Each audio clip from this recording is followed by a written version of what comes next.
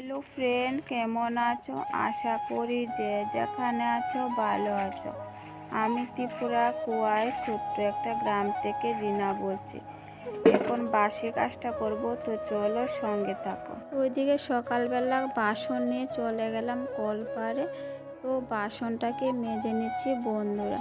তো বন্ধুরা ভিডিওটাকে স্কিপ করে দেখো না, ফুল ভিডিওটা দেখো। যদি ভালো লাগে please like comment share subscribe করে পাশে থেকো। তো এদিকে বাসন ধুয়ে তারপর ঘরে চলে আসলাম। তো বাসনটাকে সুন্দর করে গুছিয়ে রাখলাম। ঘর দুয়ার যদি এলোমেলো থাকে একদম ভালো লাগে না আমার নিজের কাছে।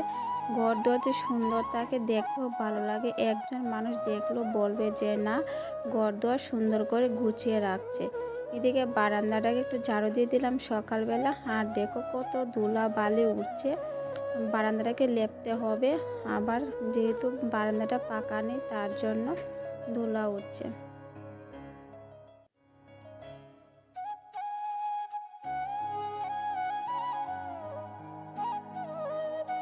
তো এদিকে বারান্দা ঝাড়ু দিয়ে তারপর উঠানটা ঝাড়ু দিয়ে দিলাম সকালবেলা। আর দেখো কত পাতা পড়ে আছে। তো উঠানটা ঝাড়ু দিব, দিয়ে তারপর মুখ ধুয়ে চা বসাবো। আর এখন ঘুমের থেকে সকালবেলা কেউ উঠেনি, আমি উঠে গেছি। কারণ এখন শীতের সিজন, শীত, তাই হালকা হালকা ঠান্ডা পড়েছে। আর ওয়েদারটা ভীষণ খারাপ। অন্যদিকে বৃষ্টি হচ্ছে, আমরা এদিকে এখনো বৃষ্টি হচ্ছে না। ওয়েদারটা ভীষণ খারাপ হয়ে থাকে। সকালে বাসন ধোয়া, উঠান ঝাড়ু সবটাই দিয়ে দিলাম। আর গ্যাসের চুলাটা কালকে মুছলাম না, তো এখন মুছে নিচ্ছি।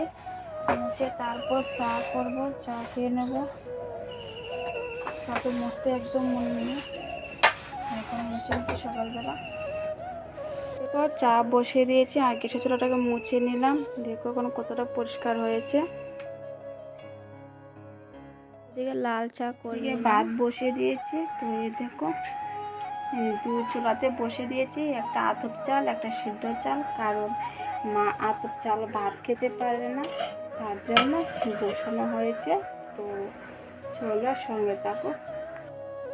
তো রান্নার জন্য মশলাটা বেটে নিচ্ছি পাটাতে। যে কি রান্না করব বুঝতে পারছি না, অনেকটাই কষ্ট করে চলতে হচ্ছে। এখন সময়টা ভীষণ খারাপ। তো ওদিকে মশলা, জিরে, ধনে, কাঁচা লঙ্কা সবটাই একসঙ্গে বেটে নিচ্ছি।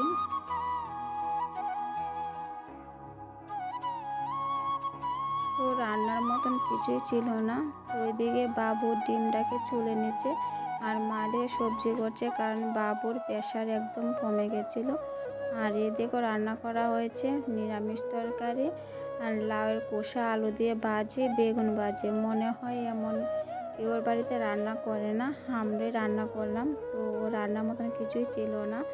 তো ওইদিকে একটু ডাল করেছিলাম। তো ওইদিকে শুকনো লঙ্কা, পাঁচ ফোড়ন দিয়ে তেল দিয়ে একটু ভেজে তারপর ডালটাকে সম্বাস দিয়ে দিলাম। তো যাই হোক, সব দিন সমান থাকে না।